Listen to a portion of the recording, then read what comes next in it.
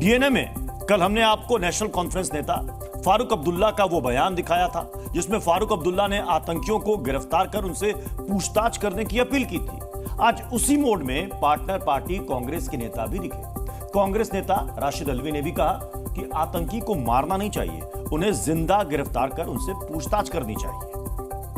फारूक अब्दुल्ला ने ठीक कहा है, कोशिश करनी चाहिए उनको गिरफ्तार करें, कोशिश करनी चाहिए प्रॉपर इन्वेस्टिगेशन हो, पता चले ये लोग कौन लोग हैं, पाकिस्तान से आ रहे हैं, कोई और नया किस्सा तो नहीं है। लगातार ये आतंकी हमले हो रहे हैं तो इसका तो पता करना चाहिए, इन्वेस्टिगेट करना चाहिए, उनको जिंदा पकड़ने की कोशिश करनी चाहिए। राजनीतिक बयानबाजी आसान है, लेकिन क्या आतंकी को गिरफ्तार करना आसान है? क्या तनाव भरे माहौल में आतंकी को जिंदा पकड़ना आसान है? आप खुद देखिए क्या होता है जब कश्मीर जैसी जगह कोई मुठभेड़ होती है, और फिर तय कीजिए फारूक अब्दुल्ला या राशिद अल्वी जैसे नेता जो कह रहे हैं, क्या वो मुमकिन है?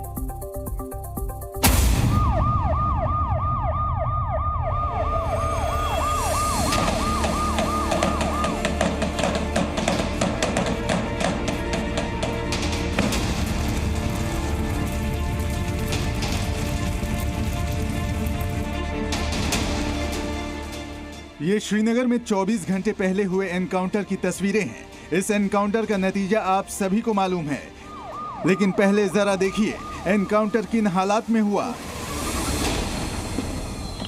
जिस खायनार में एनकाउंटर हुआ वो घनी आबादी वाला क्षेत्र है। एनकाउंटर साइट के आसपास आपको लोग भी आते जाते दिखेंगे, यानी एनकाउंटर के वक्त जवानों को गोली चलाते वक्त नागरिकों की सुरक्षा का ध्यान रखना पड़ा। अब एनकाउंटर साइट की एक और तस्वीर देखिए। जी न्यूज रिपोर्टर खालिद हुसैन जब एनकाउंटर साइट पर पहुंचे तो उन्हें पुलिस की गाड़ी की आड़ लेनी पड़ी, जिसका सीधा मतलब है आतंकी ताबड़तोड़ गोलियां चला रहा था।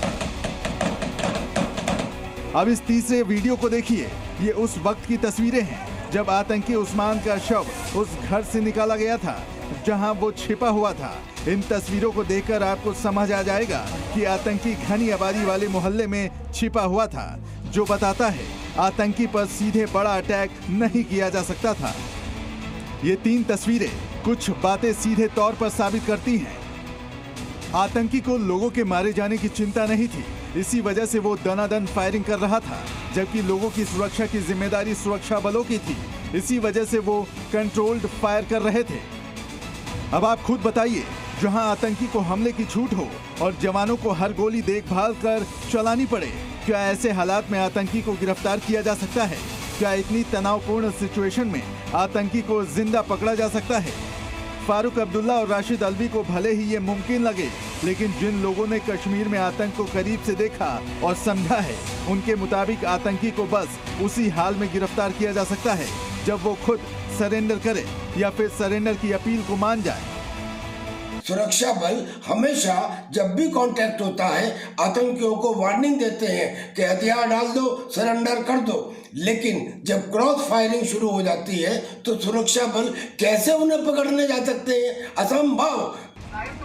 ऐसा नहीं है, सुरक्षा बल सीधे आतंकी को गोली मारना चाहते हैं। ये साल 2021 का वीडियो है जहां एक आर्मी ऑफिसर आतंकी को सरेंडर करने के लिए कह रहा है। रिक्वेस्ट कर रहा हूं, इसको जो भी समझना, अपना हथियार डाल दे, हाथ ऊपर कर लो और बाहर आ जाओ। ऐसी अपीलों का कभी कभार असर भी होता है। परिवार और अपनों के लिए आतंकी सरेंडर भी करता है। वही है, हाँ कोई नहीं, ठीक है, कोई बात नहीं, कुछ नहीं होगा बेटा। लेकिन कई बार सामना दुर्दांत आतंकी से होता है और ऐसे में गिरफ्तारी की कोशिश भारी भी पड़ सकती है। हो सकता है कि आतंकी बातचीत के लिए नजदीक बुलाए और जवानों पर फायरिंग कर दे। हो सकता है आतंकी सरेंडर के लिए आगे आए और खुद को विस्फोटक से उड़ा ले। ये भी हो सकता है कि आतंकी लोगों को होस्टेज बनाकर भागने की कोशिश करे। ऐसे हालात के लिए भी सुरक्षा बल तैयार रहते हैं। कई बार आतंकियों ने सरेंडर के वक्त हमले की कोशिश भी की है, लेकिन नेता कभी गोलीबारी के नजदीक जाते नहीं। उन्होंने मुठभेड़ के तनाव को खुद महसूस किया नहीं, तो उनके लिए पकड़ना, पूछताछ करना जैसे अजीबोगरीब आइडिया देना आसान है। ब्यूरो रिपोर्ट, जी मीडिया।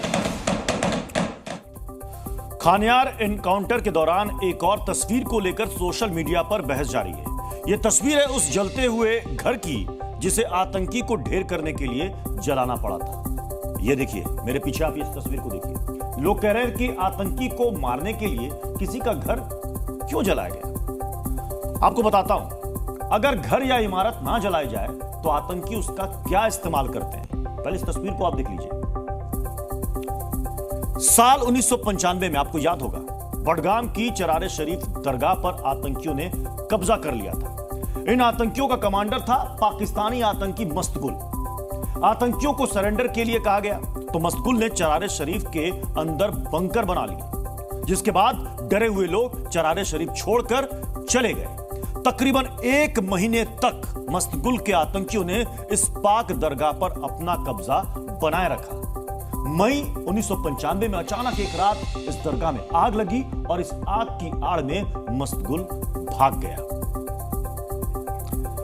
मस्तगुल ने सरेंडर के लिए दिए गए वक्त का पूरा इस्तेमाल किया, अपनी छवि मुजाहिदीन जैसी पेश की, जिसके बाद पाकिस्तान के कब्जे वाले कश्मीर में मस्तगुल को रुतबा हासिल हुआ। चरारे शरीफ वो सबक है जिसके बाद से सुरक्षा बल आतंकियों को ज्यादा देर तक टिकने का मौका नहीं देते।